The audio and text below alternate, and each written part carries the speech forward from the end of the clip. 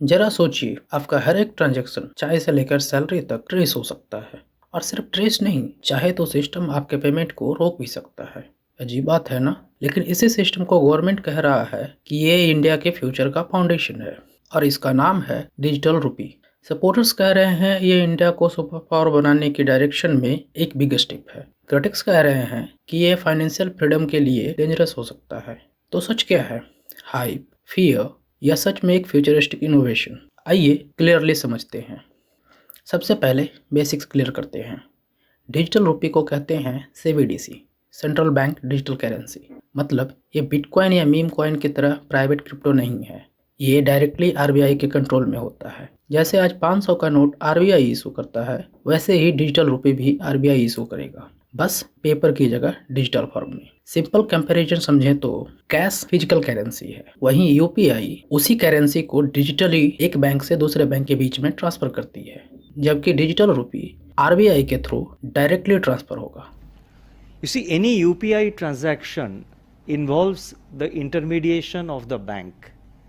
So when I use a UPI app, the message goes to my bank account gets debited, money gets transferred to the recipients, to the receiver's bank, his account gets credited, and he gets a message in his mobile phone. So there is an intermediation of the bank in that process. In CBDC, just as paper currency, you go to a bank, let us say you are drawing some 1,000 rupees currency notes. You draw 1,000 rupees, keep it in your purse, you go to a shop, you have to pay 500 rupees, you take out 500 rupees and pay. Here also, you will draw the digital currency and keep it in your wallet, which will be basically your mobile phone.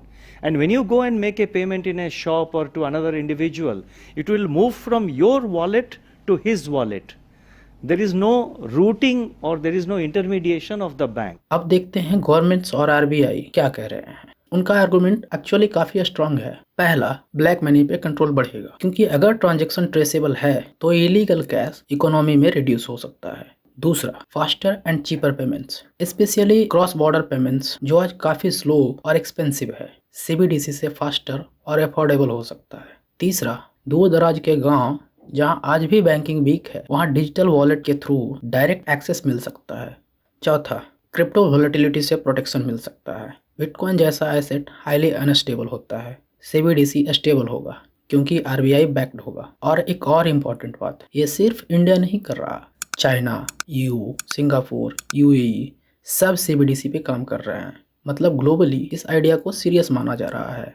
Honestly बात करें तो digital rupee में real potential है। सोचिए, government subsidy directly wallet में आ जाए, no middleman, no leakage, corruption reduce हो सकता है, बैंकिंग सिस्टम मोर इफिशिएंट हो सकता है, ट्रांजैक्शन कॉस्ट कम हो सकता है। क्योंकि इंडिया ऑलरेडी यूपीआई में वर्ल्ड लीडर है, सीबीडीसी उस लीडरशिप को नेक्स्ट लेवल पे ले जा सकता है। और एक नेशनल सिक्योरिटी एंगल भी है, क्योंकि अगर फ्यूचर में foreign private digital currencies dominate करेंगी तो इंडिया की मॉनेटरी सोवरेनिटी रिस्क में पड़ सकती है। इस सेंस में सीबीडीसी एक स्ट्रेटेजिक डिफेंसिव मूव भी हो सकता है।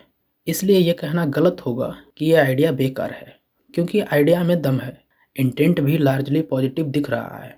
पर हर पावरफुल टेक्नोलॉजी के साथ रिस्क आता है, और इस आइडिया में सबसे बड़ा कंसर्न है प्राइवेसी का।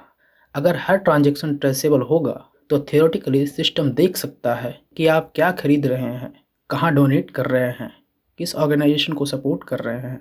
आज सिस्टम डेमोक्रेटिक और रिस्पॉन्सिबल है तो ठीक, लेकिन सिस्टम फ्यूचर प्रूफ होना चाहिए, क्योंकि गवर्नमेंट्स बदलते रहता है, पावर स्ट्रक्चर चेंज होता रहता है। मतलब प्रॉब्लम आइडिया में नहीं, प्रॉब्लम पुअर इम्प्लीमेंटेशन में हो सकता है।